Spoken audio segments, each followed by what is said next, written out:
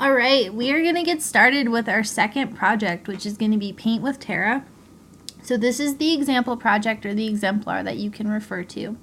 Let's see what it does. If I read the instructions here, it says click the green flag to reset the project and press the space key to activate the Tera stamp. Let's do that.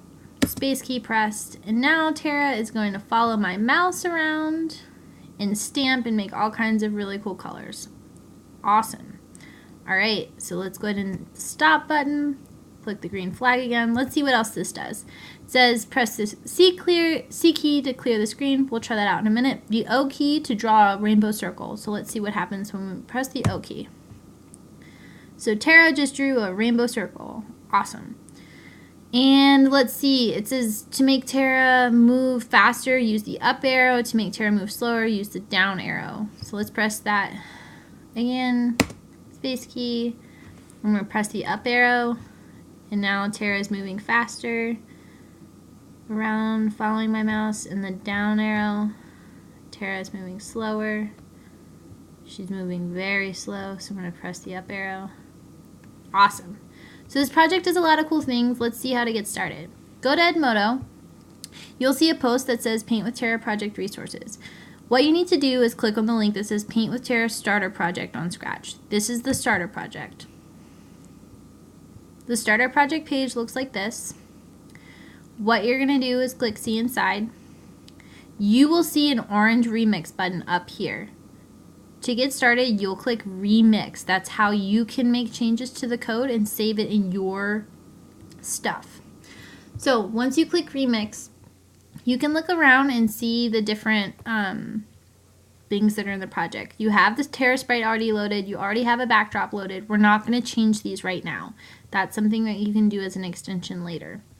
But let's go ahead and see what step 2 is. So step 1 was to remix the project. So step 2 is to build a Tera sprite stamp script.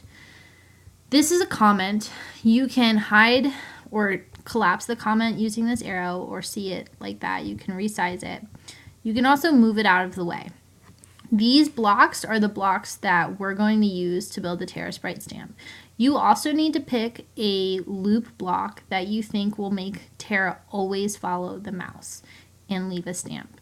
So let's go to the control menu. This is where you'll find your loop blocks. We're focusing today on repeat a certain number of times and the forever block. If we want it to always repeat, which one do you think we should use? I'm going to say the forever block, and we'll give that one a try. So I want it to always point towards the mouse. I want Tera to move 10 steps. Her color effect to change. That's how we get the cool rainbow effect. And I want her to stamp. The last thing that I want her to do is if she's on the edge, I want her to bounce away. I don't want her to just hug the edge forever. So we'll connect this, and now it says when the space key is pressed, Tera will forever move towards the mouse pointer, move 10 steps, change color effect by 5, stamp, and bounce if she's on the edge. Let's test this out. So Tera is moving. She bounces if she's on the edge. You see she flips around. Her color effect is changing. Looks like we got it working. Awesome. Now we'll move to step 3. So it says, these blocks are for the start of the project. They clear the screen and set Tera in the middle of the stage. So the first thing we want to do when this project starts, when the green flag is clicked, we want to clear the screen. So we'll connect that block first. We want Tera to also go towards the middle of the stage and not just be on the edge or be off screen.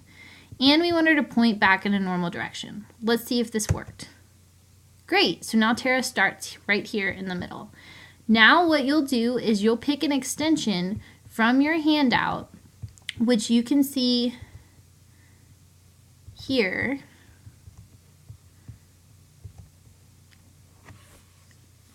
Your handout looks like this. You've done steps 2 and 3. So what you'll do is step 4. Choose at least one of the extensions to add to your project.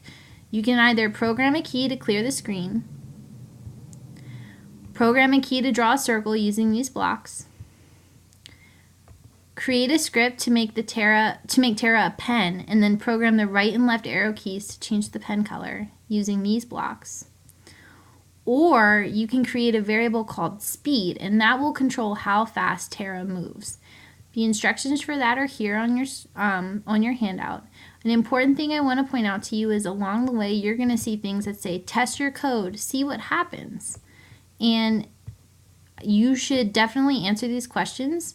Something that we want to focus on this time with our programming projects is testing our code very often.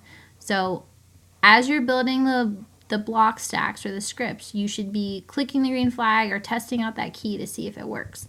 So if you go back to the example project, you'll see that there's lots of code in here, and that's because all the extensions are shown in here. So if you want to see what this block stack is, it's labeled for the correct extension. You can click the arrow and it will show you the comment. So this says this is part of project extension 3.